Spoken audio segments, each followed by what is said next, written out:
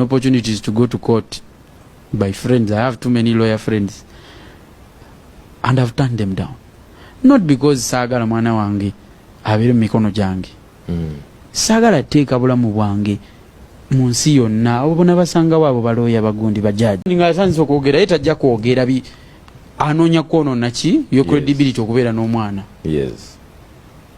So Yoyo Wake Benda nga bitebya ebyatukawo between him ne yaliko muchala we gwe bali bayita Julie Batega nga kati bambi Wake Benda ya moving on nenga bambi yali aina issues ne muchala woyo ba separatinga omuchala nasoka namdenying okulaba ngo omwana we Wake Benda omuka interview akamukya aliko yabitebya n'agamba mbu yete yagala bitekamu bannamateeka yagala babisorting out ng'abantu abakulu.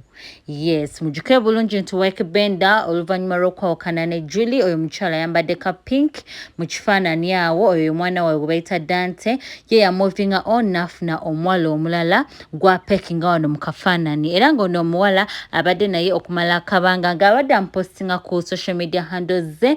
Yes, beeraga omukwano naye nga bano abakyala ababiri mubala bafaanaganamu era kiraga nti Wake Benda ye ayagala abakyala abatonotono era abaddugavu oba bayite ba chocolate skin oba bayite ba black beauty. Yes, Wake Benda yeyo type ye era nga bambi abadde abitotola nga agamba mbu Julie akola kiremesa.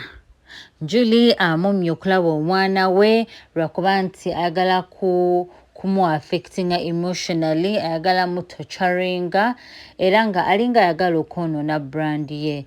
Munaye Wake Benda watu Ayogedde era kati amoli egembayinira amapya galaga nti girlfriend wa Wake Benda omupya ono gali mukupekinga mukafaananyi gwe bayita Emily ye ali mama kali munda oba she's an expectant mother.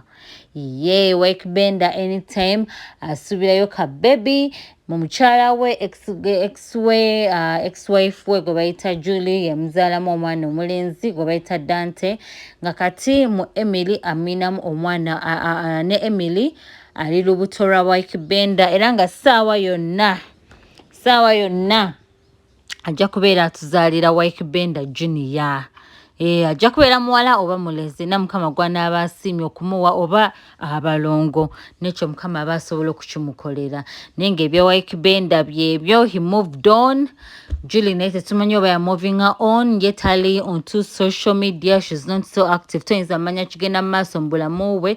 Wake Benda gwe tulaba apepeya noono omukyalo omupya Emily naye nga bambi gyevuddeyo ne Julie babadde balina love story ennungi tetumanyi kikyatuuka ate ne baseparatinga ye ne Julie batandika okudatinga nga bakyali bato bali basoma wamu ku St. Lawrence Criminal Campus. Ye yali high school couple nga couple y'amaanyi ye yagaza Wake Benda n'avaayo ye n'atandika okuba music okuva nga akyali mu ssomero yali ayagala nnyo music.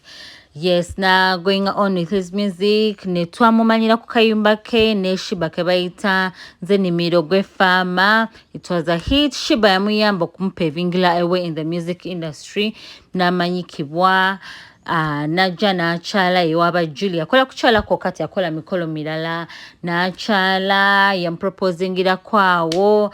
Their love story was really inspiring, really kubanga couple yali ya bavubuka baali bato nnyo nga batandika mukama n'abayamba ne bakyala ne bakola family. Julie n'amuzaalira naye munnange ebintu bya relationships oba biyita ebya marriage tebiba byangu ate biba bizibu nnyo ng'omuntu gw'oli naye mu bufumbo ali mu kidongo kiba kizibu nnyo okuwangaala naye bangi bawangadde abayimbi tubalabye kati nga Rema ne mwami we Hamuza. Rema muyimbi naye nga marriage yaabwe eraga nti teri bubi tambula bulungi waliwo Irene Namatovu ne Bawe Jeffrey Utaya nabo baali ba mu kidongo ne balasti nga bazadde abaana bwabwe balastize ne Bobby Wine. Actually the perfect example ye Bobby Wine ne Bobby Wine yali wa kidongo yali mu Banda ne munnange alastize ne mukyala we ne si buli omuntu abeera agendera mu line nga bo. Abantu bagala differently, abantu bali patience differently. Nenge cha Benda kyo bwe kiri yawukana ne mukyala we oyo Julie nga kati ayina